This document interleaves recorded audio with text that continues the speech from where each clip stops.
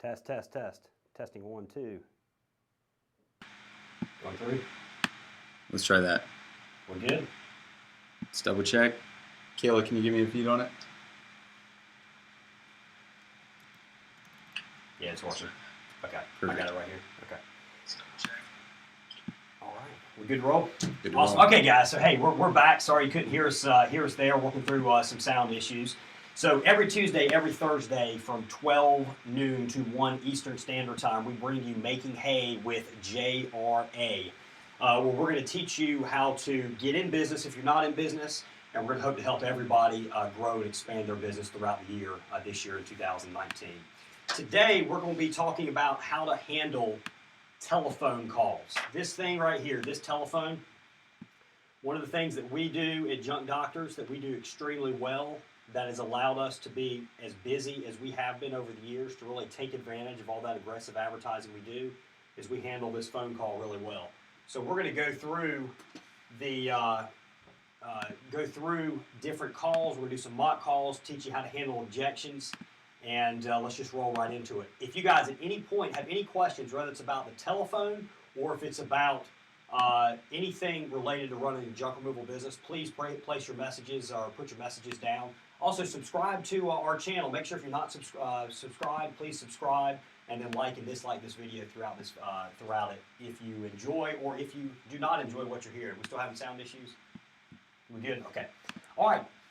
So, very first thing I want to cover is a lot of people think this telephone isn't that important anymore. They really do. They think everything's about the internet. They think that it's about having an awesome website that's going to lead to customers finding you. It's about showing up first on Google. And all that's extremely important. But guys, if you do not handle this telephone correctly, all the money and the time and the effort you've spent on building up that online marketing and building up that website is for naught. It's for absolutely nothing. You've wasted it. If you do not answer this call, what happens nowadays is people are going to go straight down to the next Google listing. 15 years ago, they'd have left a voicemail message. 15 years ago, people would have a good idea as to who they wanted to hire right off the bat. You know, even if they went to the yellow pages, they're going to call, they would leave a message, and they would give you a few hours anyway, or maybe most of the day to call back. People don't have that patience anymore. If you or somebody is not answering this phone, you are missing out on work. I guarantee it. People immediately, they call. If they have no loyalty at all to you whatsoever, they call. If you don't answer, they move on down the line. You've missed your chance if you don't answer that call. So you have got, and it's extremely important if you are doing the JRA way as far as aggressively advertising. If you're out there, you're paying for advertising, you're paying for Google Ads especially, because Google Ads is expensive. If you're actively paying for SEO, if you're paying for Yelp, if you're getting leads on Home Advisor. Now, Home Advisor generally isn't an inbound call, it's an outbound. But still, all of those scenarios, plus even Craigslist, it's extremely important that if you're going to maximize the ROI on your advertising, that you answer that call and that you handle it correctly. You don't want to be just an order taker when you take these phone calls. You want to control the call. You want to be an actual salesperson. Otherwise, you're going to waste a lot of those advertising dollars because you're not going to be converting these leads that advertising is bringing you into jobs. So, one of the first things, if at all possible, it's best to be in a quiet environment where your focus is 100% on the individual caller. Some of you guys, it's going to be hard for you to do that. And when we first started, it was me answering the cell phone. A lot of times when I was driving, I was definitely a little distracted. I'm sure we did miss out on calls because some people, they take you as being distracted as to you not really caring about their individual phone call and you paying attention to somebody other than themselves. Guys, people find it hard enough to vie for attention when they're at home with their spouse. They're trying to keep their spouse off Facebook and off social media or whatever and pay attention to them. When they're at work, they're trying to kind of get attention and get stuff done. People don't want to have to vie for attention on somebody they're looking to hire. So 100% of your focus, if at all possible, needs to be on that particular caller. So the number one law of this is going to be, number one, you have to answer it. Number two, you've got to have full attention on the call. And the number three is you need to be the one that actually controls the phone call. So I mentioned before, you don't want to be an order taker. you want to be a salesperson. And a professional salesperson is going to be somebody that controls the flow of the call.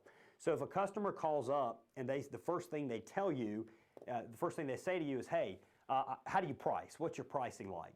You don't want to go directly into actually pricing the job, because at that point you've ceded control over to the person that's calling in, which is going to make it much harder for you to actually lead to a scheduled appointment. So the way we kind of break this down in the JRA Call Center, the way we train all of our call center reps to handle calls is to break it down into 4 steps. See, this is the flow of the call. Number 1 is going to be getting information from the customer. So there's certain questions we won't have answered. We're going to cover that in a minute. The second thing is going to be actually providing information to the customer. So we let them know our pricing and how our service works. The third piece is going to be scheduling the job. And the fourth is going to be confirming the call to make sure everybody's all on the same page. What's very important is from between the second step, which is giving information, and the third step, which is scheduling the job, is that's a very seamless transition. You want to get people from thinking about price, you want to transition them directly into scheduling that appointment. We're going to show you how. We got any questions or anything so far, Aaron? No questions. We got a bunch of people on though. We got Good Karma E-Cycling back on. Hey, Welcome Mike. back, guys. We got Anonymous. We got Hunt Fish. We got Kiff's Landscaping. Eric Gonzalez. We got Raul De La Tour. And yeah, we got a bunch of people on. Awesome. Welcome. That's great, guys. So we'll try and keep rolling right along here. That way we give you guys some stuff, some information you can actually take off and use and improve on your business. Okay, so the receiving information right there at the start of the call. So let's say I answer the call. The phone's ringing in. I say, thank you for calling Junk Doctors. This is Lee. How may I help you? And the individual on the other line says, hey, how do you price? The very first, and that's very common. Everybody knows that's common. The very first thing, how you're going to handle that is say, yeah, certainly, I'd love to get that for you. First off, what city are you in? And then I'm going to ask them, what do you have? And then I'm going to ask them what their time frame is on completing this pickup. So let's say the individual says, I'm in Raleigh. I've got a garage full of stuff, boxes. I've got some old furniture in there. I've got some electronics. I got all kinds of stuff I'm looking to get rid of. It's just a complete garage clean out. And I'd like this completed, let's see, today's Thursday. I'd like this completed by Saturday. So I'm going to take that information, I'm going to use it to my advantage. So what I'm going to do at that point is I'm going to roll right into explaining how the service works. I say, okay, so since you've never used this before, I'd like to explain kind of how our service works.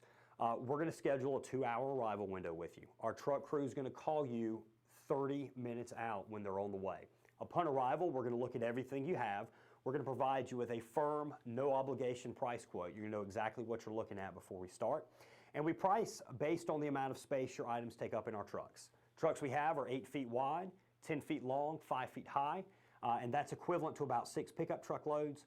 Pricing's anywhere from a minimum of $115, goes to a full load rate of $515, 12 price points in between.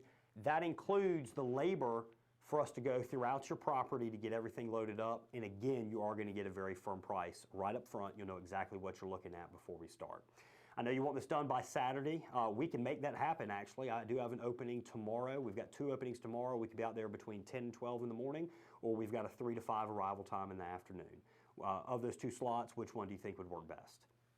So here's where I was talking about it was extremely important to have that smooth transition from step number 2 to step number 3. What you're going to notice and what a lot of people do is after you explain pricing, you pause. So you'd say we charge between $115 and $515. We got the 12 price points in between. We give you that firm price up front. So you're going to know exactly what you're looking at before we start. What we used to do for years, and it was wrong, it was incorrect. The last episode we talked about the mistakes we made. I did not address this mistake. I hadn't really thought about it. This mistake on pausing after pricing very well could have cost us a lot more money than the issues we had with new construction where we lost like 25 or 30K, or the workers' comp where we wound up owing 50K. There's no telling the amount of money that is lost because you're not having a smooth transition from giving price to scheduling the appointment.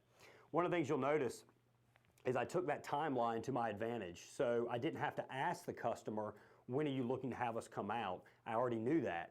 And I also took the time while I was explaining to the customer, I'd be on my computer. You can't see my computer would be over here. I'd be looking our schedule up, and I'd be figuring out, okay, within this customer's time frame, when is a convenient time for us? When is an efficient time for us to do this job? And I'd pick the time slot that works. Go ahead and give the customer a time slot. If for some reason it doesn't work for that customer, then you start looking at other options. But it would be great, let's say this customer's in Raleigh. Let's say we had another truck in a similar area in Raleigh than he is, and it's a smaller job where there's a good chance we're gonna be able to combine these pickups. So let's schedule them before or after this one job, see if we can really make some extra money. You've got to control the call for that reason. What we got, Aaron? We got a few questions rolling in here. First one, Kif's Landscaping asking if we can do the zip codes again. On a website? Yeah. Zip code on a website? We might have time to do that today, towards the end. Yeah. And then next one's from Jeremy Smith. Why do you suggest Vonage instead of other services?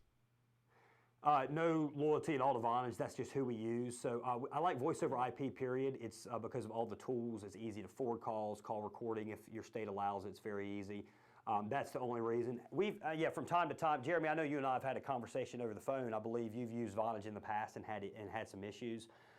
Every so often in the 7 years we've been in business, we've probably been using them 5 years. And we've probably had 2 or 3 phone issues in those 5 years. Only one time did we lose phones completely. It was generally some sort of a network issue, or it might be an internet issue. It could have been on the Vonage end, but anyway, it would forward over to our cell phone. So we have a backup set on it'll ring the cell phone if for some reason we lose our Vonage phones here.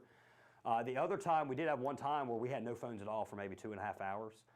We do have a backup plan in place. If that occurs, we're actually able very quickly to change our Google Ads, to change our website, the phone number listed over directly to a cell phone, not necessarily my phone, but a cell phone. So we do have a really quick plan in place to implement if we lose phones altogether. Obviously, some customers might have it saved in the phone and might lose it.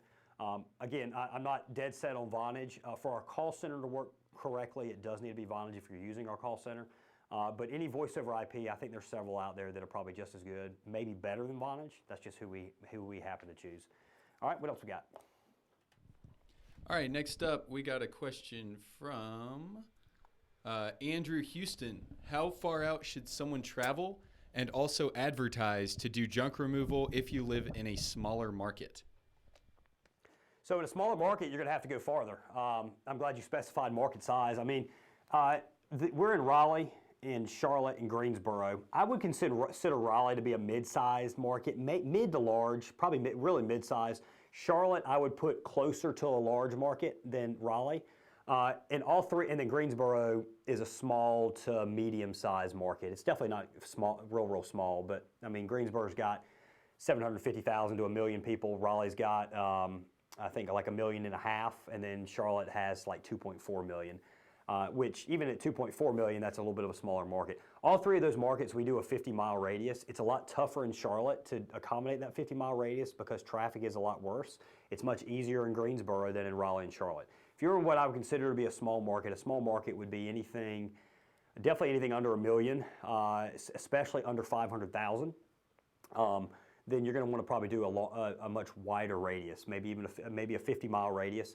Going much farther than 50 miles is probably unnecessary unless it's a really large job. So the nice thing when you're not a franchise, you don't have those territory restrictions. So if you get somebody on the phone, they got several truckloads, it's a hoarding cleanout job. Hell, we've driven 100 miles or 120 miles to go to those really large pickups. If you're going to do that, you're going to want to tell the customer, we're only going to come out here for a 2-load minimum or something. So it's got to be at least $800. I'll be honest with you, if at all possible, it might not be bad to get a credit card number over the phone. Go ahead and run that card for that $800. That way you're not left holding the bag. If you show up, you drive 2 hours out of your way and the customer is not there. As far as distance to advertise, a lot of that's going to depend on your budget. So you always start out, if you're going to have a small budget, you always want to start out on a lower amount than what you maybe are really willing to spend, and you're going to narrow that in. So if you're doing Google AdWords, even if you're willing to do a 50-mile radius, you might only want to start out with a 20-mile radius or a 15-mile radius. See how that does on your budget. See if your impression share is at 100%, or meaning you're hitting what you want your budget to be. If you do a 15 or 20-mile radius, and your impression share is still going to be good, but let's say you have 100% impression share, but you're not hitting the amount of money you want to spend, you widen out that radius. You widen it out to where you're at the point where you're hitting your daily budget and you still are showing 100% impression share. And then at that point, you only expand it out further if you're going to increase your budget. And at that point, you're going to need to expand out further in order to have exposure to more people. What other kind of questions we got? We got another one here from Raw, who's saying, how do you find good Isuzu dump trucks? I'm in San Antonio, Texas, and they're hard to find. Yeah, we love the junk-bodied trucks as well. The last episode, I think it was the last one or maybe 2 episodes ago, we always talked about how I really encourage people to go with new vehicles. So the new vehicle, you go to your Isuzu dealer, or you can work with us too. We've actually worked out a great price on a Isuzu truck with the junk bodies, low 60s for a brand new Isuzu NRR diesel, an excellent price for that body. That does include the body installed. If you're looking for used trucks, it's difficult. In TA Trucks is in Pennsylvania. That's probably a little bit of a haul for you in Texas. So, but they have the most ready. They have the largest supply of used got junk trucks out of anybody we found. But we were truck 6 before we found. No, we did 5 vehicles before we found TA Trucks. We've only bought 1 vehicle from TA, even though we talk about them often. We went to new vehicles after that 6th vehicle we got from TA. So you go on commercialtrucktrader.com, truckpaper.com. And then we used to use Search Tempest or Craiglook.com, which would actually scan multiple Craigslist databases. I've gone away from, one, we don't buy used trucks anymore, but I generally don't recommend going on Craigslist to find these trucks. We've only ever found one. No, we found 2. We found 2 trucks on Craigslist. The first 2 we got was actually off Craigslist. They were pretty good buys, especially that first one. But Commercial Truck Trader and Truck Paper, you get on there, you specify Isuzu, you specify dump truck. And then you start, if you're looking for used, you'll specify used. And start going through the pictures basically till you find a got junk body, and they appear every so often. One of the keys is that you're consistently looking though. You don't want to just look when you need a vehicle. You want to look all the time, or especially months before you think you're going to need a vehicle. If you try and time this, you need a vehicle, it's going to, if you find a got junk truck, it's likely you're going to have your standards lowered a lot. So you might get a truck you probably shouldn't get. We've had that happen a couple times.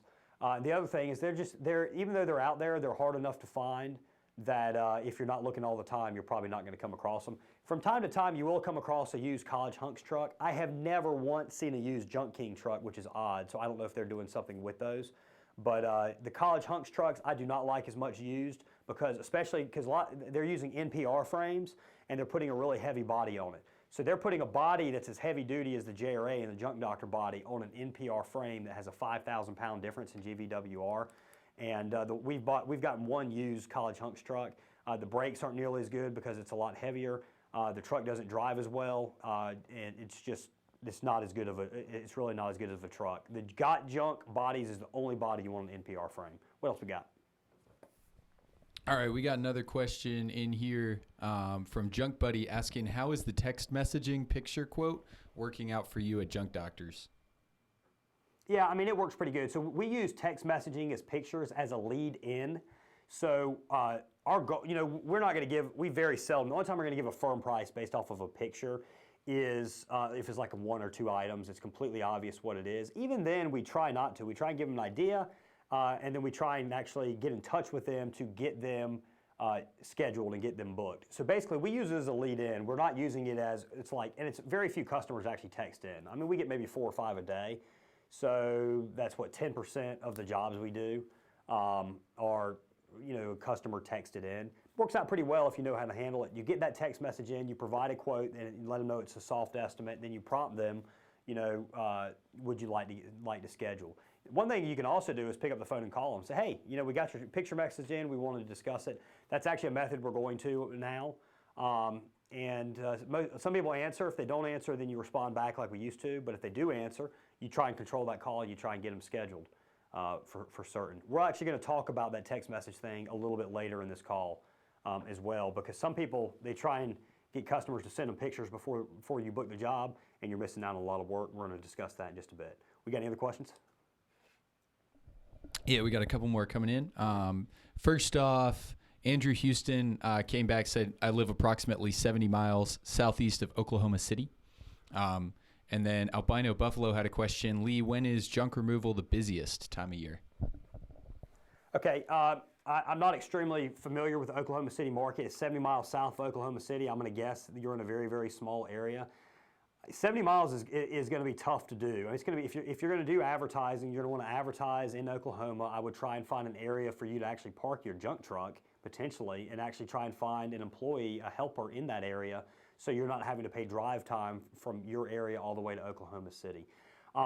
Small markets can do surprisingly well with junk removal, however. So, I mean, if you've got a couple 100,000 people in your market, especially if especially if you're the only professional guy in your market, there's always going to be your pickup truck and trailer haulers, the guys I would consider not very professional. If you can be the only professional guy in your market, you're going to be able to charge more, and you're going to be able to advertise better so people actually find you, and you have a great website. You know you're answering this call, and you're answering this call correctly, and you're getting them to book. I know guys in small markets, a couple 100,000 people, that in their very first year in business did like 150,000, their second year in business did like 300, and their fourth year in business did somewhere around $500,000. They tend to do a bit more scrap metal recycling than we do. We stay so busy. I mean, we do scrap metal recycling, but they actually do a little bit more sorting. They also tend to sort through items and actually have more consistent yard sales. And a lot of times in smaller markets, people love yard sales, I guess all over, but especially, I mean, smaller markets, that's something for people to do. It's something for them to do on a Saturday, get out and look at yard sales. So this, I've got one guy in mind especially. He's in a small market in South Carolina. I'm not going to say exactly where because he's got a good thing going. I don't want to mess it up for him. But he's the only professional guy in that market, and he does extremely well for himself, and he has a lot higher margins than we do at Junk Doctors, because even though he's doing cost per click advertising, his cost per click is like $3 a click or something crazy, whereas Junk Doctors, we're paying a lot more. We're paying over $10 a click.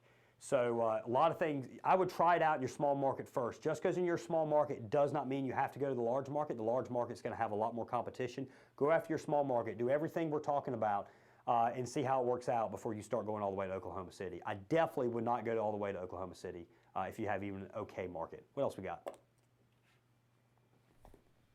That's all the questions for now. Anonymous Hicks is replying back with, I love my truck and dump trailer.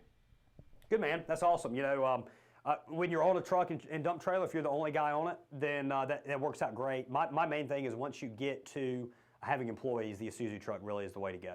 There was another question I missed there. What was it on? But you told me same time as the Oklahoma question, and I thought it was a pretty good one. Yeah, okay, so... What was it? Let's pull this back up. When is junk removal the busiest? What time of year? Okay, so first off, we're going to talk about when is it the slowest. And I know a lot of our customers right now are calling and they're like, man, you know, what's going on? You know, we've been busy and right now we're extremely slow. The end of February a lot of times is actually the slowest for junk removal. Now listen guys, there's going to be random pockets of guys that are really, really busy right now. We have a customer in Rochester that's killing it right now, extremely busy. We actually got Russ on the phone the other day. You know, end of February is normally pretty slow. The beginning of March is generally a bit slow. About the second week in March, you're going to start to see a consistent uptick. Again, you're going to have random pockets that pop in here and there. But second week in March, you're going to see a consistent uptick. You get into April, things are really picking up. And then once you hit May, you're extremely busy. So you're going to be really busy from May through the end of October. So you've got that 6 months. It's 6 months where you're really busy, because I'm going to include April in on that too. June, typically our busiest months of the year are going to be either June, August, or October, but we've seen July be the busiest month. We've seen December actually be like the second busiest month before. But again, you're going to have random pockets. A lot of it's weather dependent. The economy does have something to do with it as well. We've got a great economy going on right now. But generally expect May through October to be the busiest time. But like I said, November, December aren't bad, and April isn't bad, and the end of March isn't bad either. So your slowest times of the year are definitely January and February. All right, any other questions? Are we ready to roll on?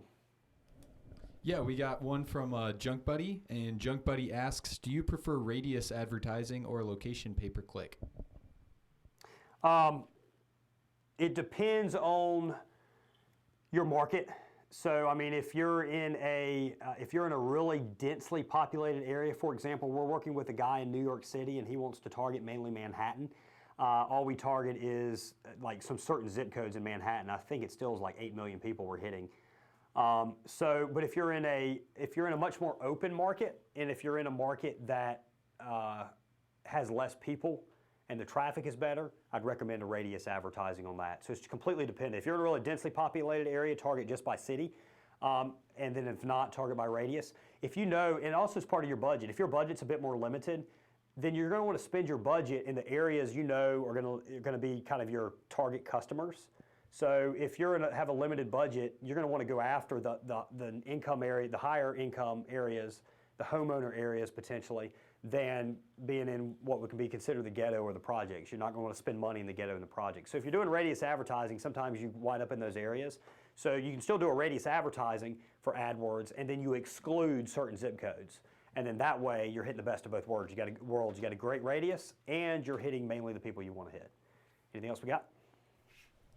Yeah, we've got one coming in from Raul De La Tour again. And he says, I think your videos and information are the best out there. We obviously agree. But who else do you recommend to watch on YouTube? All right. I'm always going to answer questions when they come through.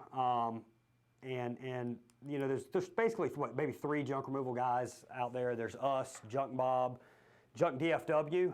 If what we talk about resonates with you, I wouldn't, even though Junk Mob's a great guy, Ricardo's a good guy. I've talked to him. Ricardo talks a bunch of crap, but he's a good guy. Ricardo's great entertainment.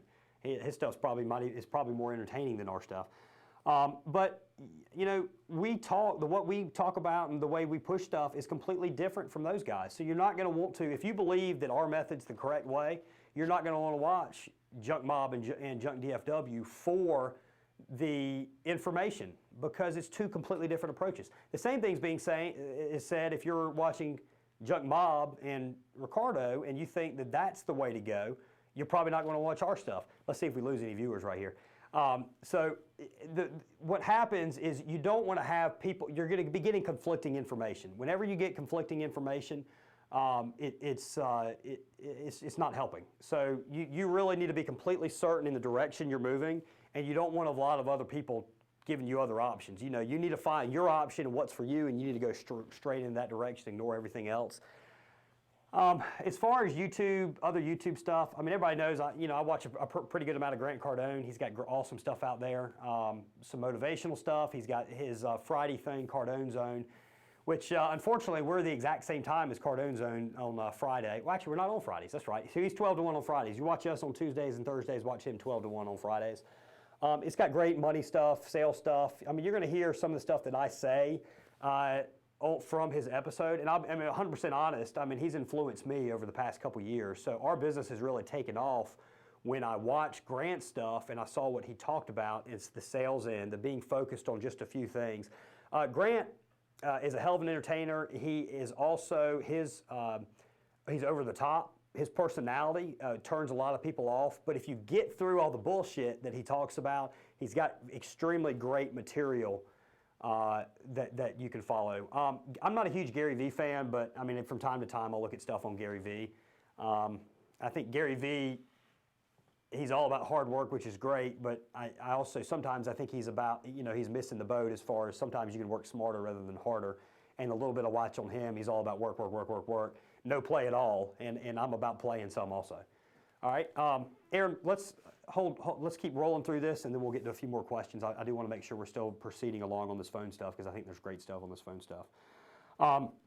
So we talked about having an important and smooth transition from giving info to scheduling.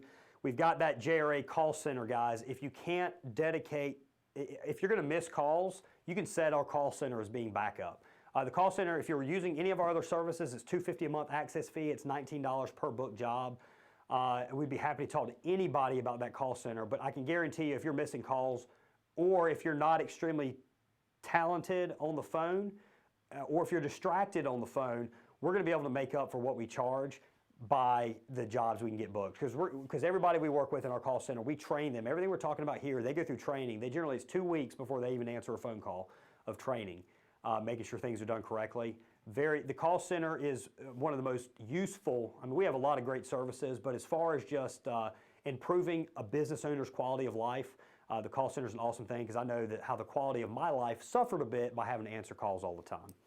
All right, so let's handle a few objections you're going to hear. So one of the objections you're going to hear is a customer is going to say, let me check with my spouse, let me check with my husband, my wife, my boss, whoever. And that's going to be the most common objection you're going to hear all the time. And sometimes, a lot of times, it's not, aren't really going to check with somebody, they're just trying to get you off the phone. There's a neat little way you can do it, that you take the information that you got beforehand, which is the city they were in and their time frame, and then when they say, let me check, let's say they said, let me check my husband. And I say, okay, yeah, certainly, completely understand. Here's my recommendation. I know you need this done by Saturday.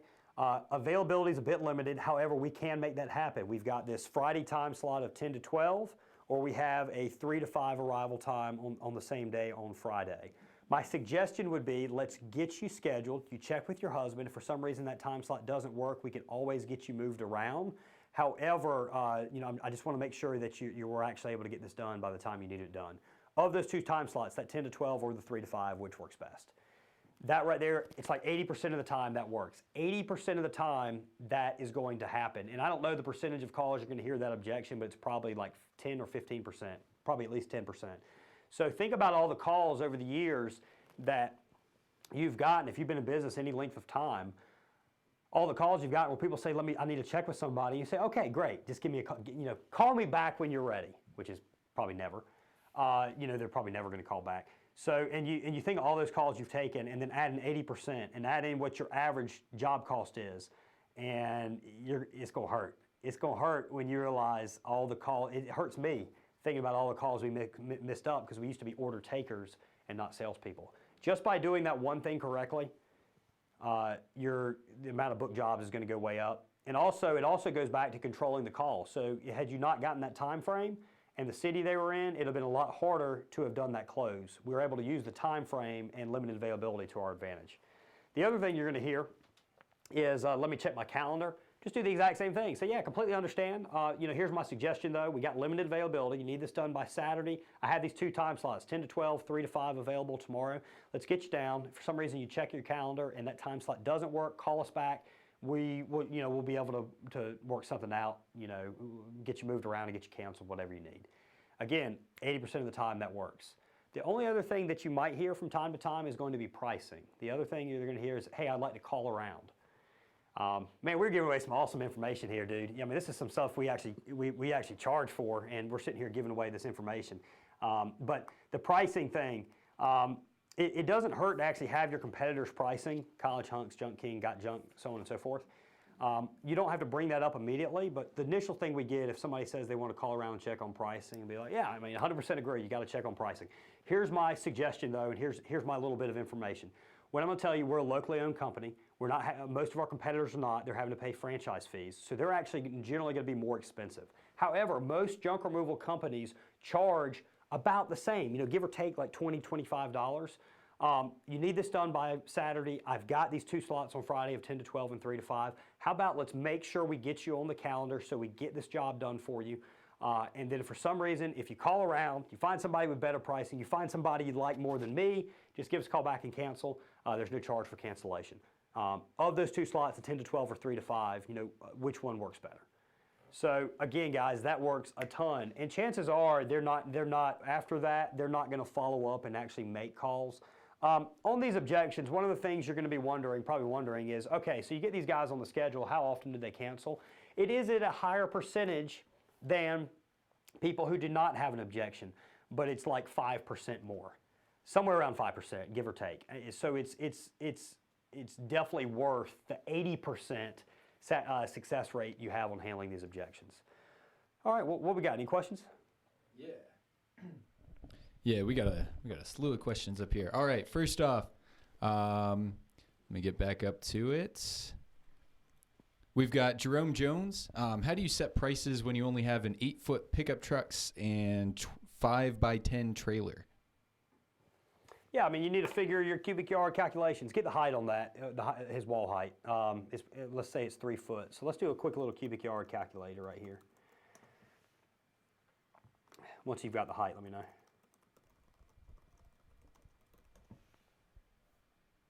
Yeah, and Jerome, if you will just comment with the height right in the YouTube comments. I don't know. This cast isn't working here, guys. I'm going to try and get this cast to work. Of course, that's not even on screen, is it? The TV? No, not right now. Okay. I'll get it up there as soon as we That's get live. okay. Okay, so we haven't gotten a comment. He might be in the middle of a job or something. Let's just say he's got 3-foot high sides on his trailer. What was the size of the trailer? So the trailer size is 5 by 10. Okay. Guys, I know I'm going to cheat. I know I'm going to go to Google and type in cubic yard calculator to figure these pricing. So 5 by 10. So if you go, here's one, it's on calculatorsoup.com. Just type in cubic yard calculator. The depth is going to be 3 foot. The length is 10 foot. The width is 5 foot. You're going to hit calculate. All right, so that's coming up as 5 cubic yards. And generally, you can get about 3 cubic yards in a pickup, well, a little bit less, but somewhere between 2 and 3 cubic yards in a pickup truck. So let's say he's got 6, let's just put this at 8 cubic yards that he's got. So you can pull competitor pricing and figure out what all they charge for different load sizes and figure out what their per cubic yard rate is. You might want to look at the half load, their half load rate, because you're about half the size. You know, kind of do your per cubic yard pricing from half load on down. Now here's the deal, guys, though. You're not, when you're in a small trailer, in a small pickup truck, you're not going to be able to charge as much as the professional companies. So it could be, all right, let's say College Hunks. College Hunks, their top of their cubic yard load, per cubic yard rate for a full load, let's say is $40. And their half load, let's say, is $60. You might be able to get away on your full load rate on your pickup truck charging around $40 or $45. Here's the other thing I'm going to tell you, and some people might be against this, but I can tell you faking it until you make it is a great way of going about it. So if you have a real professional looking website, you handle the phone correctly, and you make sure you answer the phone, you explain pricing, you're really friendly over the phone, and when you get out there, you don't tell people, you don't show pictures of your small pickup truck, your small trailer. What you do, though, is you show up in uniform, you show up extremely professional, you show up on time, and then when you get there, you greet yourself, you talk to the customer. The customer might say, yeah, there's no, back when we had a pickup truck and trailer, all the time we heard is, man, I thought your truck was going to be a lot larger. And we'd say, yeah, you know, our truck, truck's a bit smaller right now, but here's what I'm going to tell you is we're able to pack that thing just as tight as the large guys, and you're going to still wind up paying less money. We're going to do just as good of a job, it's going to be less money. So, all right, you figure out, let's say it's 40 per yard. Let's say you decide you can get 30, or he's 60 per yard on a cubic, on a half load. Let's say you figure you can get 50 a yard. Let's just make this easy. 8 times 5 would be $400 on a full load. So that's how you would work that there. Get your competitive pricing, figure it in, and then work your expenses, and get upgraded to a larger vehicle as soon as you can. So you've made it. You're no longer having to fake it because you've already made it. What else we got? All right, and we got a good guess on that one. Jerome said it is about 3 feet. Awesome, Jerome. So this is accurate. And and Jerome, we started that exact same way, man. We started pickup truck. All right, actually, I always talk about our 6x12 trailer with 3-foot sides. We actually had a trailer before that. I used to work at a skating rink, and I borrowed a utility trailer, like an ATV trailer, that was 6x12, but the thing had rails about like this. We'd stack that baby 5 foot high, have ratchet straps running all over the place. So all of you guys, if you've got money to do this thing right, go all the way in, commit money, do it right, get a JRA business package, start this thing correctly because you're going to blow up a lot quicker. Those of you guys that are out there that were like us when we started and you didn't have that money, get out there, get going, but be professional with your website, be professional on your phone, treat everything like you're a professional company, with the exception of you might have a little bit lower prices, and you're always going to have to have a little bit of fun with the customer when you get on site when they were expecting one thing and they got another. What else we got? We got a question from Hunt Fish here. Would you prefer total clean outs or smaller junk removal jobs? There's more profit margins, no doubt, on total clean outs. So, I mean, if you do a minimum low job, and let's say you're at $85 on a minimum, chances are you're making very little money. If it's just you on the truck, you and another helper, some of y'all I know are out there paying cash. You shouldn't be, but I know you're paying cash. I know you're not paying workers' compensation insurance and all that kind of stuff. Then you might make a little money on an $85 job. For those of you that have got the insurance, you're paying workers' comp, you're paying Social Security, you're paying Medicare, and then you're paying that employee like you should be, then you're not going to make money on an $85 job very rarely. The purpose those jobs serve, though, is they're filler jobs in order for you to get to the larger jobs. It's also getting you in front of more customers. So even though you break even on that individual, that one customer for that one minimum job, there's a good chance they're going to have friends or they themselves are going to have larger jobs in the future. So it's almost like an advertising expense doing those minimum load jobs. We've gotten to the point now, we've raised our minimum to 115. We have the highest minimum, I believe we're the highest minimum in the entire area. Now our full load rate, our pricing is a little bit less than Got Junk, but we're in an area now, we were able to charge 115, people don't bat an eyelash, but we also have hundreds of great reviews online, and over 50% of our business is repeat. So you're probably going to want to start out at like an $85, $99 minimum before you bring it up to 115. Big jobs is where it's at, profit margins are a lot higher on large jobs. All right, we got a few more questions rolling in, but I still got a couple to hit from before, so thanks for your patience, guys. We got one from Top Coder here. How do you secure commercial accounts, specifically monthly recurring business? Yeah, all right, so number one, we got most of our commercial accounts from people finding us on the web. We do, for a long time, I would stop in apartment complexes and all and meet with property managers and also do networking events. We have gotten some from networking events, Chamber of Commerce, Rotary Club, just general, we never did B&I. I've been to a few guest B&I groups. I've never joined it because I can't commit, I don't want to commit an hour or a couple hours every week, and they only allow you to miss a certain number of meetings. On B&I, I'm jumping around a little bit, but this is great. Those of you that have looked into B&I, they normally allow you 2 guest visits. You have to be invited, but they normally allow you 2 guest visits for each of these groups. And a lot of groups have like 25, 30 groups. So hell, do 2 guest visits at all these different groups and meet all these different types of people. There's a good chance that a junk removal company is not going to be in there. So if you get in there, you meet guys, you kind of follow up with them, and you try and help them out. There's a great chance you're going to get business. And then you're just going to agree you're just going to do a really good job for those customers. We give discounts for repeat clients. Most of them expect it. I've heard some guys don't. More power to them. But generally all of our guys that use us weekly, monthly, whatever, are given a discount. And guys, the only way we got those is we're out there. So we got a lot of residential jobs, and every so often you're going to get a commercial job.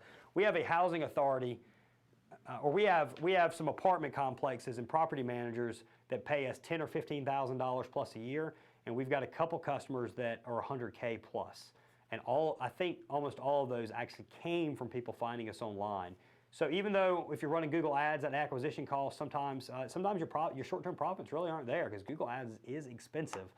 You're still, every click, you're one click closer to getting a customer that's going to be a repeat customer. What we got? Anonymous Hicks asks, what's your take on offering additional services? When you're brand new, I would not advertise additional services at the start. But when you're brand new, if you're at a customer's home and they ask, hey, can you come back and mow my lawn? Hey, can you weed eat for me? Hey, can you help clean up this particular area? And you're slow, hell, take the work. Take the work and charge for it. But only aim at building one service to start with. Again, focus, laser focused. You don't want peripheral vision here. You want to be laser focused straight ahead on building your junk removal business or building your dumpster business or your landscape business or whatever it is. I don't care what it is, guys. I'm a business. I'm an entrepreneur. Junk removal happened to be the thing I chose. It could have easily been paper shredding. Well, probably I didn't have the money to start the shredding company, but it could have been landscaping. It could have been whatever. Junk removal is what I chose. So, but whatever you choose, straight ahead, focused on that. Once you get enough size where you can properly scale into another business by hiring enough people, then you move into that other business. When you're young, though, take what you can get. You got to stay busy. You got bills to pay. Hey, Aaron, before we get another question, I want to show this commercial, guys. We're really proud of this commercial that we developed. Aaron, I said we. My beautiful wife's picture up there. Let's see. Let me get a Junk Doctors here. This is a really cool. I don't know if it's on the Junk Doctors page.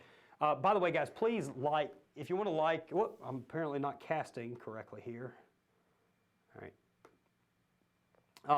You follow Junk Removal Authority on Facebook. We are going to get a lot more active on Facebook here soon with a lot of great information. So please follow JRA on Facebook. This commercial will be on there. And why is this not working? Let's try from here. Technology. Let's see. Cast desktop. All right, this isn't working. You got the remote for that TV? Yeah. Turn that TV off and then back on. And then while you're doing that, give me a question I can answer while we're trying to get this figured out. You got it. Well, let me see the remote if you need to. There we go. All right. And what's a good question we can answer? All right. Let's see. We got a good question coming up. Almost there. Here we go. Albino Buffalo, any tips on sleeping? My brain constantly runs all night thinking of my business and stressing about the next day. Any tips on unwinding? Lee doesn't sleep, so there's that one.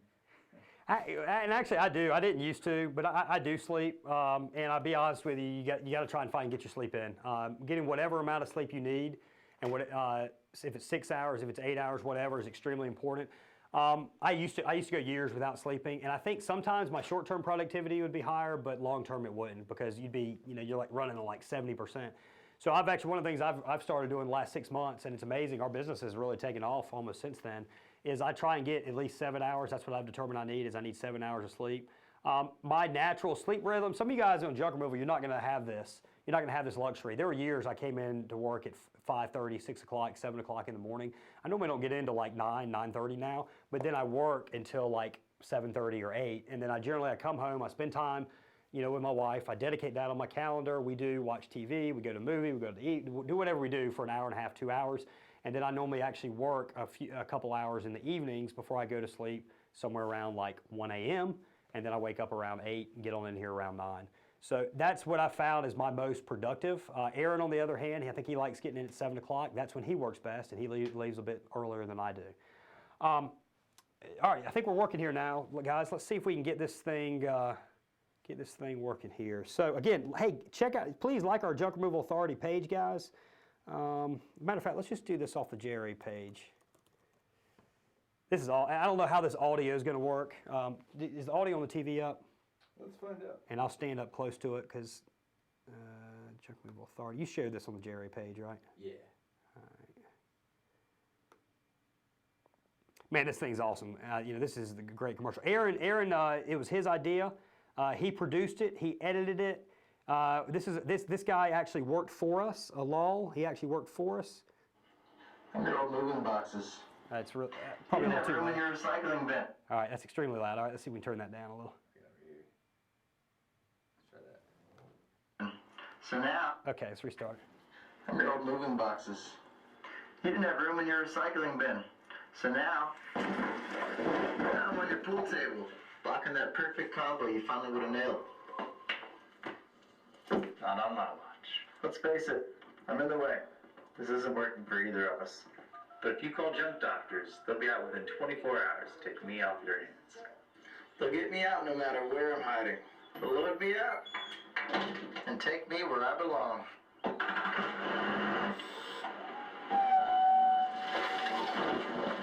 So call Junk Doctors today to get rid of me for good. So again, that's just awesome, man.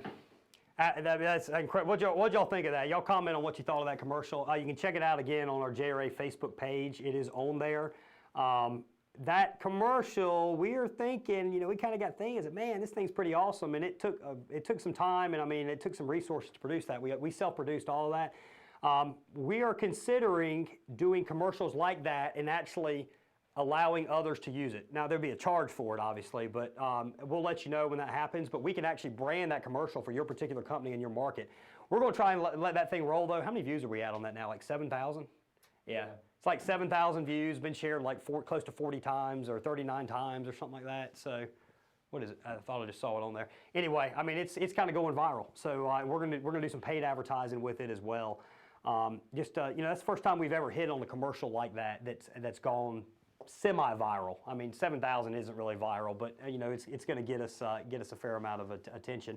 And this thing, we posted at like 3:30 yesterday afternoon. Okay, what kind of questions or comments we got?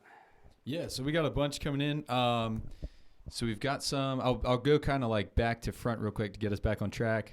We got some good response for the commercial. Thanks, guys. Appreciate the love. And again, we're looking to offer this kind of stuff. So with JRA, we're all about giving you that value for a lot less than you could do it on your own.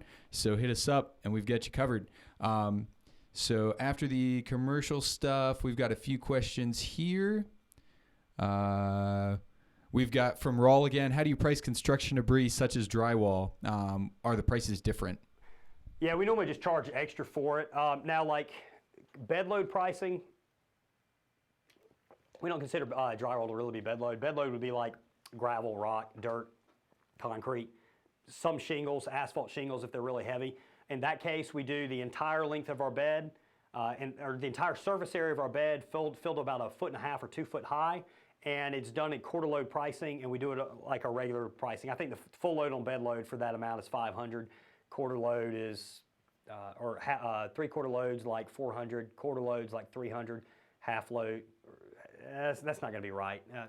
Anyway, so let's see. Our minimum for bed load pricing is something like $150. Our half load.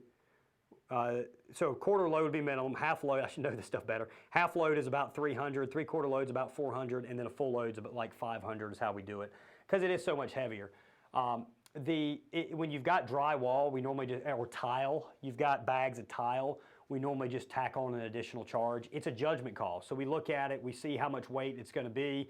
Let's say it's a half load of tile. We're like, well, we probably need to add $80, a $75, $80 surcharge to this. So we would just let the customer know, because the stuff's very dense, this is the total price you're looking at. And we try to let them know that on the phone too. There's probably going to be an additional surcharge as well. All right, what else we got? All right. We've got Ram from Tuesday chiming back in. What's up, Ram? Hey, Ram. Hey, I don't know if you're a Carolina fan, but I bet there's some people celebrating in Chapel Hill last night, that big win over Duke, big blowout win. I tell you what, if I owned Nike stock, might be dumping Nike stock, or it might be a good time to buy now, because what terrible press. So anyway, let's keep on rolling. What we got? Yeah, so Ram had said, are you more passionate about starting businesses or the junk removal business itself? We kind of touched on that one. He's also got another question kind of saying, hey, Lee, I just want to thank you for all your free, valuable advice you're giving that most people charge for. I don't own a business right now, but I really enjoy listening to your tips. So did you want to address the business one? Yeah, I definitely, what I enjoy is growth, expansion. I get bored when things stay the same. I'm probably I'm a little bit bored with Junk Doctors right now, because we're not really growing it. But I've got somebody in place where I get kind of bored. I've got a partner in place that, he's full focused ahead. He's great on the operational end of things. So that allows me to put my focus in on JRA, which is about expansion, it's about new services. We're going to grow this thing large, guys. It will eventually expand beyond junk removal. But again, what we're doing is we're first focusing 100% on junk removal. We're going to get really good at that. We're going to get really busy with that. We're going to help a lot of junk removal people with that. Then we're going to do it right and actually have a separate division, be whatever it is, if it's moving, if it's landscaping, whatever. And we're going to do the exact same thing in that. So what I've got now is I've got a vehicle that I can ride in that's going to always allow me to expand, which is what I enjoy doing. I just get bored when things stay the same. Like 6 months, if something hadn't changed, I'm ready to check out. And that's a little bit of a fault, but I know it. So I'm able to get people around me that don't have that same personality.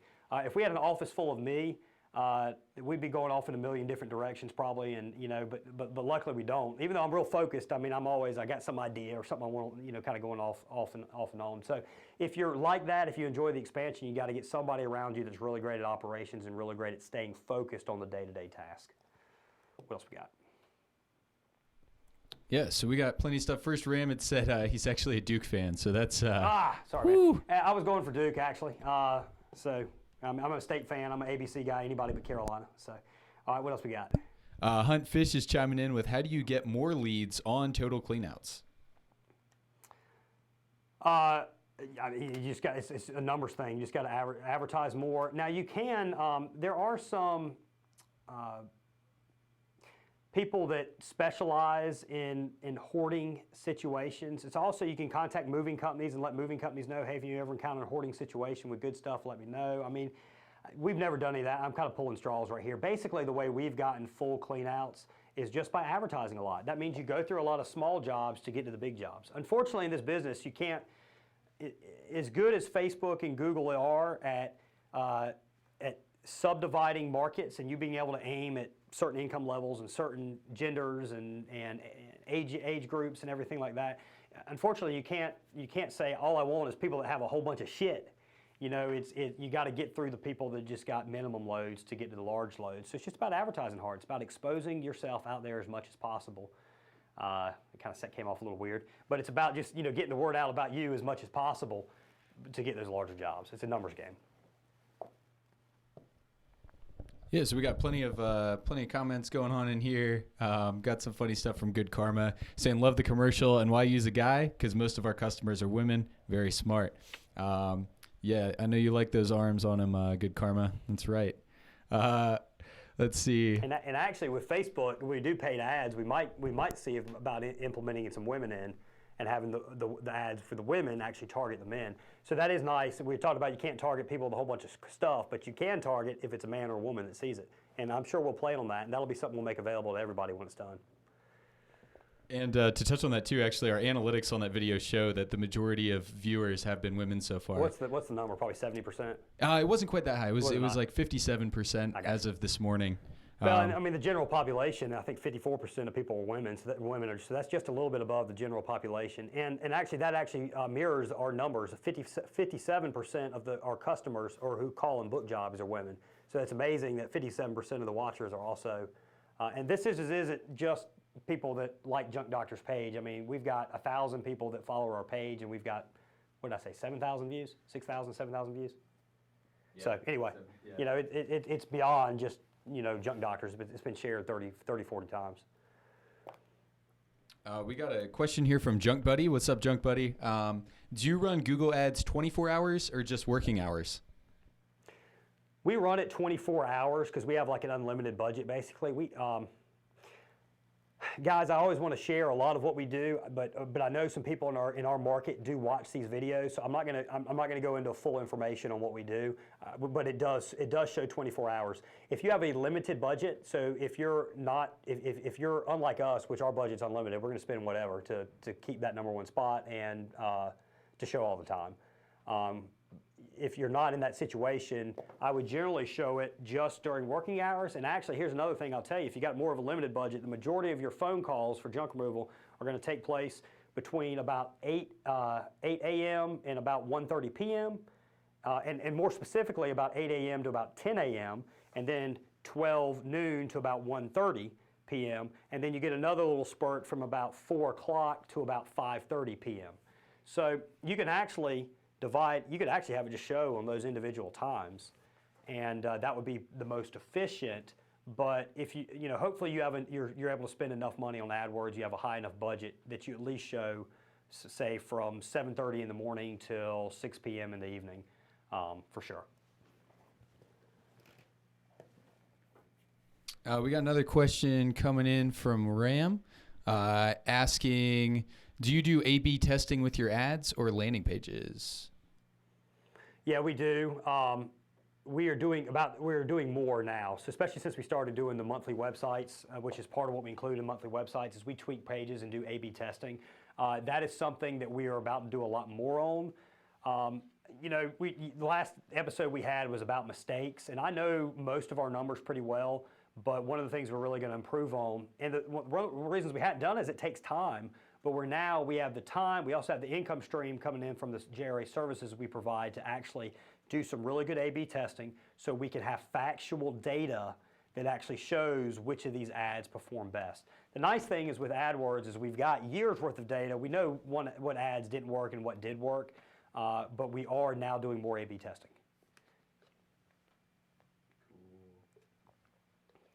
Yeah, and I think that pretty much catches us up Awesome. On the questions right now. We've got a bunch of thank yous coming in from people for answering those. Awesome. The rest of it's just some trash talk about Nike, Adidas, all that stuff. well, good deal. So let's try and wrap up this phone stuff, guys.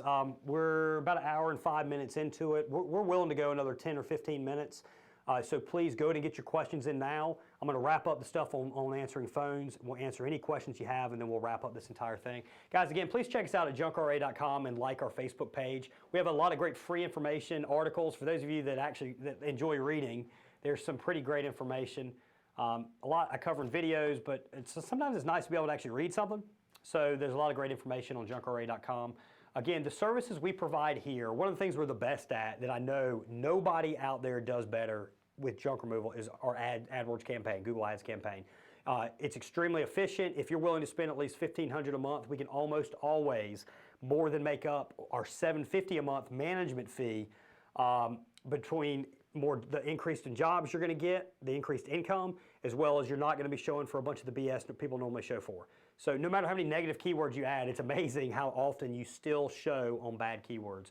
We offer search engine optimization. We've got the call center, general consulting. You can work with me one-on-one, and a full-on business package. We got more stuff coming also. We're expanding out into more social media marketing, social media ads. The services we offer are not cheap. They are definitely not on the extremely expensive end either. And a lot of that is because we're extremely focused on junk removal. So we're able to specialize. So we're not having to go off in a million different directions and charge even more. But at the same time, guys, I mean, we're making big investments. We're hiring a lot of people so we can do a really good job. So you're not going to hire us for $300 a month for ads management, but at $750 a month, I feel like we can really provide a lot of great value for everybody. If you're interested in expanding on ads, get in touch with us, 919-617-1975. Back to this phone call stuff. I'm just kind of wrapping everything up. Read back. There was one particular section where I tell you what, let's do one more mock phone call, hit another objection again. Guys, we've already covered this, but it's so important. I want to get this in kind of an area where you guys can replay this video once it posts on YouTube and you don't have to jump all over the place. So a mock phone call one more time. Customer calls up and says I say, thank you for calling Junk Doctors. This is Lee. How may I help you? Customer then says, how do you price? I say, certainly, be happy to get that for you. First off, what kind of stuff do you have? I get that. They tell me it's garage clean out. What city are you in and how soon are you looking to get this picked up? They tell me that information. They say, I'd like this done by next Monday. And I'm in Cary, little city, which is a city right outside of Raleigh. I say, okay, excellent. So here's how we price. We price based on the amount of space your items take up in our trucks. Trucks we have are 8 feet wide, 10 feet long, and 5 feet high. Now that is equivalent to 6 pickup truck loads. Pricing's anywhere from a $115 minimum, goes all the way to a $515 full load. We got 12 price points in between. That does include all labor. We're gonna go throughout your home, load everything up. You don't have to lift a finger except to show us what's going. Once you do show us what's going, we're gonna take a look at what you have. We're gonna give you a firm price estimate. If given the go-ahead, we're gonna load everything for you right then and there. And then as far as availability, you need this done by Monday. I've got openings. We can actually be out there either Friday. I have a 10 to 12 arrival time in the morning on Friday, or Saturday would work better for you. I could do either a 10 to 12 or a 1 to 3 on Saturday. Of those slots, which works best? And if you handle that call like that, if you transition directly from pricing into the close, into the sale, you're gonna book a lot of jobs. All right, let's hit these objections real quick. Again, I want this compacted into something where you guys can watch this over and over and practice this over and over. Customer tells you, I need to check with my wife. I say, certainly, completely understand. Here's my suggestion though. We've got limited availability. I know you need this done by Monday. I've got this Friday slot of 10 to 12. I've got this Saturday slot of 1 to 3 that's available. My suggestion would be, let's get you on the calendar, make sure you get this job, that way we make sure we get this done in the time frame you need it done. For some reason you check with them and those times don't work, or you need a cancel, whatever, just call us up, we're gonna make it work. Of those 2 time slots, which works best? If you guys do that right there, your booking percentage is gonna go way up. The hour and 10 minutes, that 4 minutes right there that I just taught, watch that over and over, you're gonna get a lot of value out of it. Okay, last thing I'll cover on pictures.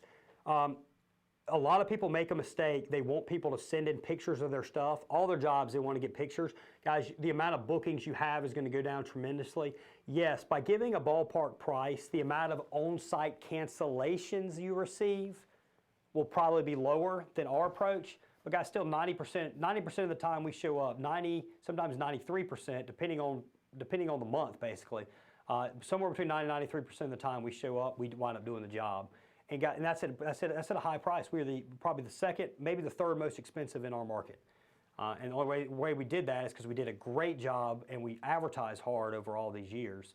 And we're upfront on pricing. You know, we do what we say we're going to do. We charge a decent amount for it, but we're going to do exactly what we say we're going to do. And if you take that approach, you're going to be golden. If a customer actually says, I'd like to send you a picture, do this. Don't have them send you a picture immediately. Let's go ahead and try and schedule this customer. So what we do in that case is say, hey, I've got some pictures of the stuff. Can I send them over to you to get a price? So here's how we handle this. We say, yeah, that'd be great. So here's what we can do. Let's get you scheduled. You're going to get a confirmation email off to you. Respond back to that email with those pictures. We're going to give you a ballpark price. Again, guys, we're always trying to get them on the schedule, then give them a price. They're a lot less likely to cancel if they're already on the schedule by sending in those pictures. Also, on the pictures, try and give them a soft estimate. We do our best not to give a firm price. One, mainly because it's hard to judge from pictures. I mean, we can get an idea. I can normally ballpark it within a quarter load, but at the same time, there's a good chance. A lot of people suck at taking pictures.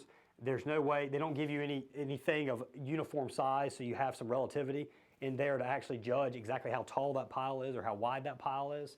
So it's hard to judge. Try and give them a soft estimate, give them an idea, tell them when you get on site it'll be a firm price.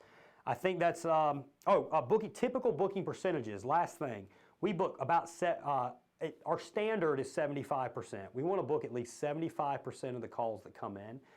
We have some booking reps, myself and a few other guys that can get closer to 80%.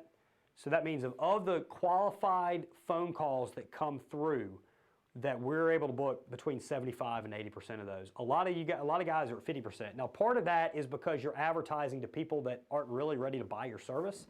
But if you have a really efficient campaign, most of the calls you get are qualified customers, then you should be around 75%, say 73% on the low end.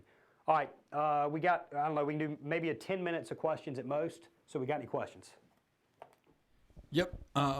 So we had one coming in saying any time for a zip code, or do we need to do that at a later time? Guys, I hate to push that off. Let's do that at a later time, though. We will work that in on Tuesday. Tuesday, 12 to 1.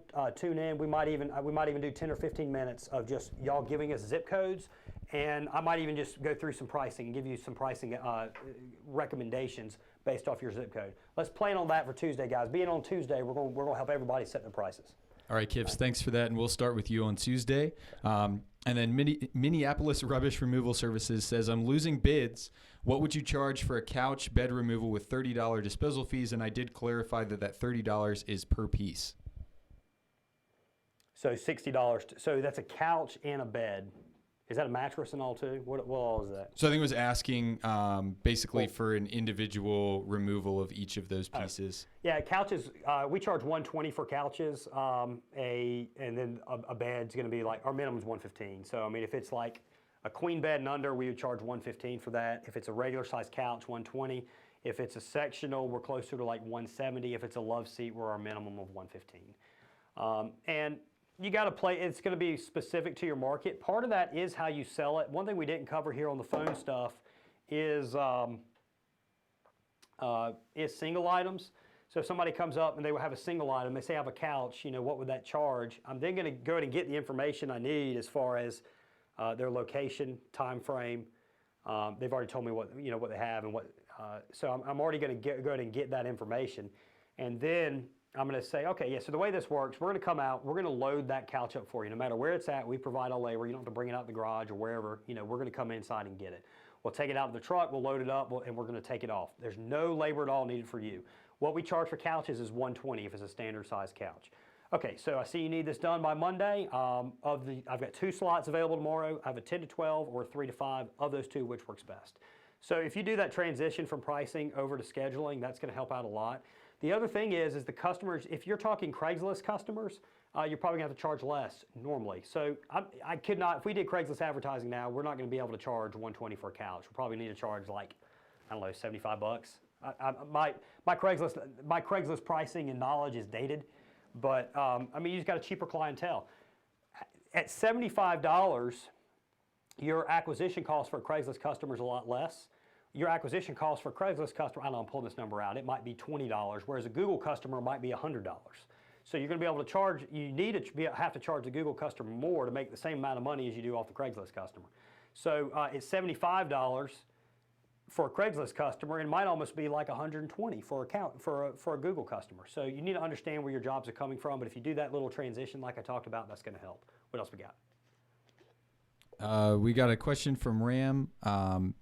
Says, I'm really impressed with how efficient your phone script is in understanding objections. Did you learn this from any kind of training, or is that just from your experience? That is mainly experience.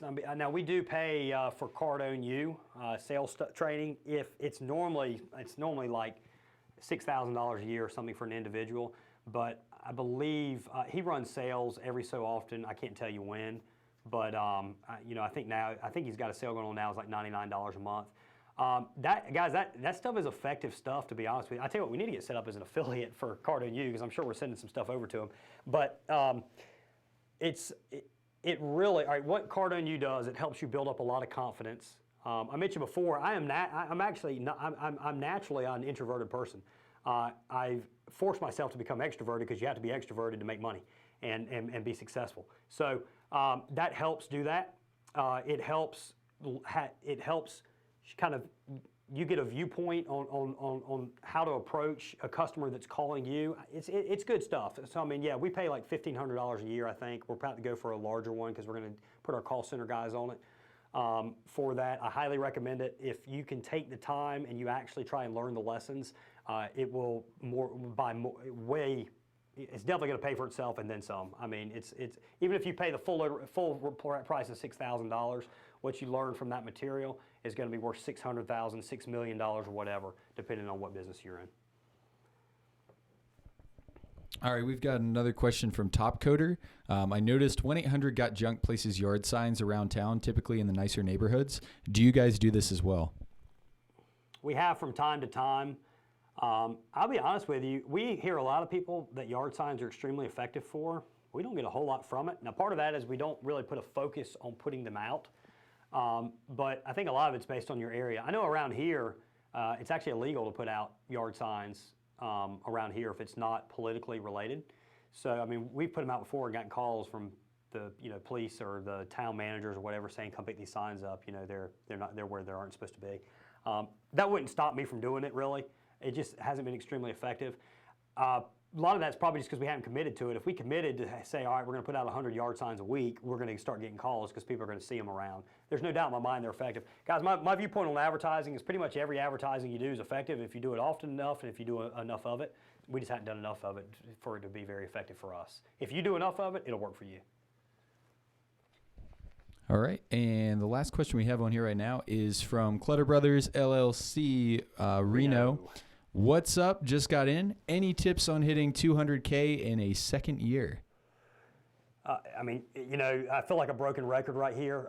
If you advertise hard enough, you're going to hit 200K. I mean, I'll be 100% honest with you. Our business package customers, when they come on, I mean, they're probably going to hit 200K in their first year. They're spending a tremendous amount of money on marketing. I mean, they hit 200K their first year, they might spend $50,000 on marketing. So what is that? That's close to 25-30%. So, and what will happen though is come year two, there's a good chance they double in year two. I'm not going to get on here and say they're for sure going to double. I think they will, but I'm not going to say they're for sure going to do double what they did their first year. But there's a good opportunity there. They'll probably at least increase by 50%. And what happens is you got repeat customers, you got contract customers, you got customers giving referrals, you got customers leaving reviews online, which is going to choose more people online to choose you. So what happens is the advertising percentage, if it's at 25% in year one, it generally comes to 20% in year two. By year three, it comes down to 15%. If you allow it to, if you don't start spending more on marketing, it'll come down to like 10% in year four. I don't recommend that. I'd like to see everybody in a stabilized company at 15%. So at Junk Doctors, we were at like 11, excuse me guys, we were like 11 or 12% last year. That's too low.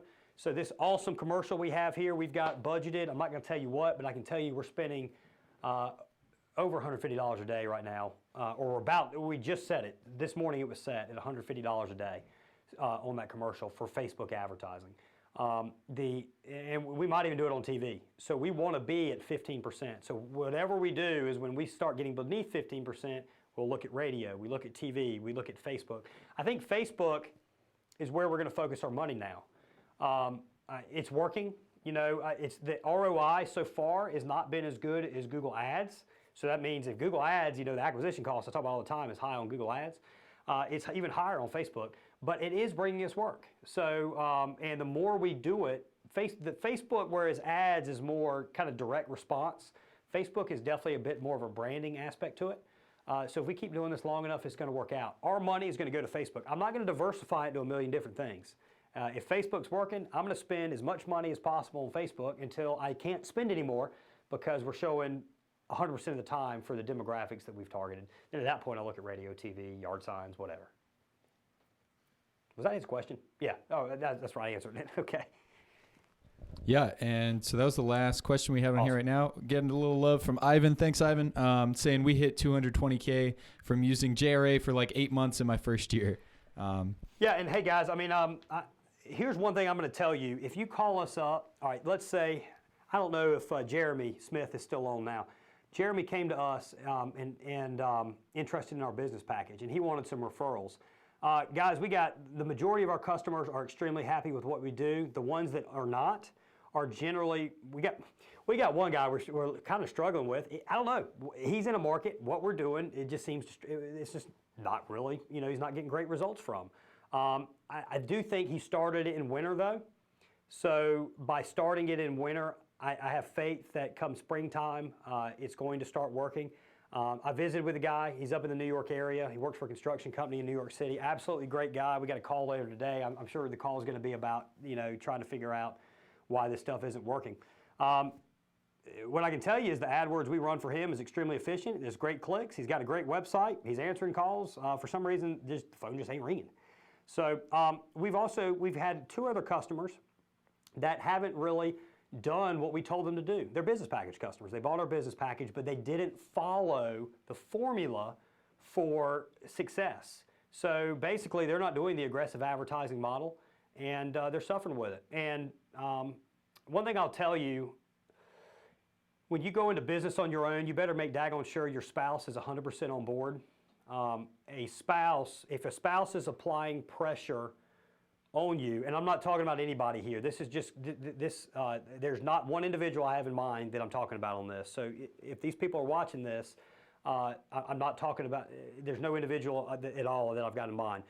But you need a spouse on board. If a spouse is giving you objection, if they're not believing in what you're doing, if they're not believing in the money you're spending, and it's natural on their part, you can't blame them. But they need to understand that's you. They need to support you. You are at your happiest. If you're a true entrepreneur, you're at your happiest when you're taking some risk, when you're putting some money at risk to become successful.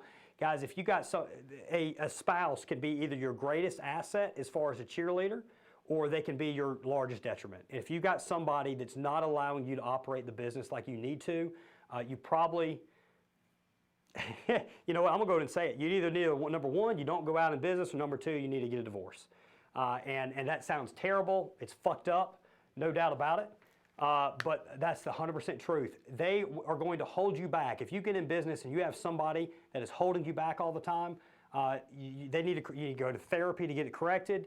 You need to not go in business and crush your dreams. And I think that's extremely unfair and selfish for that particular spouse. Or you need to get a divorce. It's one of those 3. But back to what I was saying, I'm always going to, if anybody wants to look into JRA services, I will give you guys that have been successful with it, which is a lot more than the people that haven't been unsuccessful. Matter of fact, I can give you 20 guys that are happy, and I'll give you 3 people that it hasn't worked out great for. Feel free to talk to all of them. And Ivan got to that, where I was actually going, I went off on a tangent here, is Ivan at times had some, you know, he'd be spending money and calls wouldn't be coming in, but then he'd land a lot of business. Junk removal is cyclical. There's going to be times where you're busy. There's going to be times that you're slow. Even during busy season, you're going to have some random slow weeks, and in slow season, you're going to have some random busy weeks. One thing I can tell you is we're always going to shoot 100% truth to you. Might not be always 100% right, but we're going to tell you to the best of our ability. Yeah, and really all we were doing there is plugging our new service, which is going to be marriage counseling. So if you guys are interested, just shoot us an email. I'm probably not the best marriage counselor in the world. So, okay. Are we good? We done on questions? All right, guys. Hey, every Tuesday, every Thursday, 12 noon to 1 Eastern time, it is Making Hay with JRA, where we cover a topic to help you build your business or get in business. And we answer any questions you have.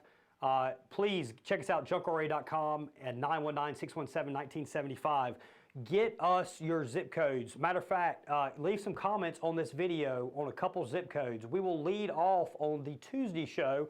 We're going to give you price recommendations. If you want price recommendations, we're going to dedicate most of Tuesday's show to price recommendations. I think next Thursday we're going to go more in depth on Google Ads. I'm actually going to bring Shane in, who is our Google Ads manager, our main rep for Google Ads. I'm actually he's going to be in here in the studio going over that next Thursday. But Tuesday, pricing recommendations. We're going to help you get your pricing right. Check us out every Tuesday and Thursday, 12 to 1 Eastern Time, 919-617-1975. Again, I'm Lee Godbold, and we are the Junk Removal.